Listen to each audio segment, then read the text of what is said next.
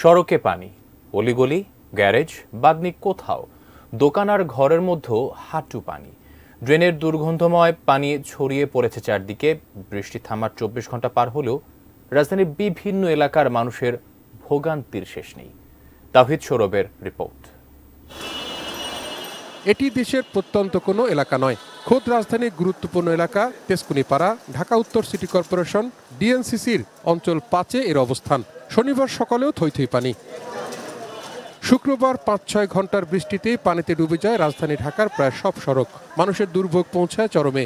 এরপর কেটেছে বহু সময়। প্রধান সড়কের পানি সরলেও অলিগলির অবস্থা ভিন্ন। তেজকুনিপাড়ার মানুষ জানালেন তাদের আরও কষ্ট, গ্যাস বিদ্যুৎ নেই। এই রাস্তাটা পুরোটাই আপনার এই পর্যন্ত, ওই প্রেমনগর পর্যন্ত। আর এদিক দিয়ে গেলে আপনার পানি পাম্প দিয়ে গেলে ঠিক আছে, ওদিক দিয়ে ঢুকতে পারবেন, ওদিক দিয়ে কমা। নিচে যে খাবার নেব ওই খাবারটা বন্ধ নাই, তারপর এক পানি, দ্বিতীয় নাই গ্যাস, তারপর নাই কারেন্ট। আমরা কি করে অবস্থা দেখছেন। সিটি কর্পোরেশন বলেন আর যাই বলেন, যদি ওনারা প্রপারলি দেখে, সামান্যতম বৃষ্টি হলে এখানে পানি জমার কথা না। জলাবদ্ধ ঢাকা দক্ষিণ সিটি কর্পোরেশন ডিএসসিসির পলাশীর মোড়, ফুলার রোড, ঢাকা বিশ্ববিদ্যালয় এলাকা, বুয়েটের আবাসিক হল, পুরান ঢাকার চানখারপুল, হোসেনি দালান সহ আশপাশের বেশ কয়েকটি এলাকা।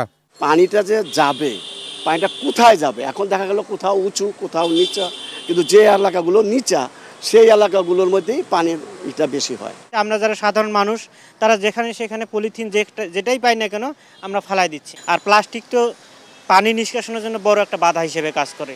নদীখাল হত্যায় এমন জলাবদ্ধতার প্রধান কারণ মনে করেন ঢাকা উত্তর সিটি কর্পোরেশনের ১৪ নম্বর ওয়ার্ডের এই কাউন্সিলর। যে নদীর সাথে কানেক্টেড খালগুলো ছিল, সেই খালগুলো দখল হয়ে গেছে।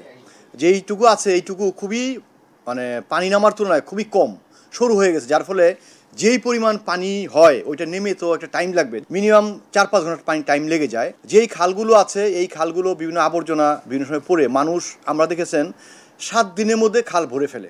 বর্ষায় বৃষ্টি স্বাভাবিক, জলাবদ্ধতার এই ভোগান্তি এড়ানোর উপায় কি? প্রশ্ন সাধারণ মানুষের।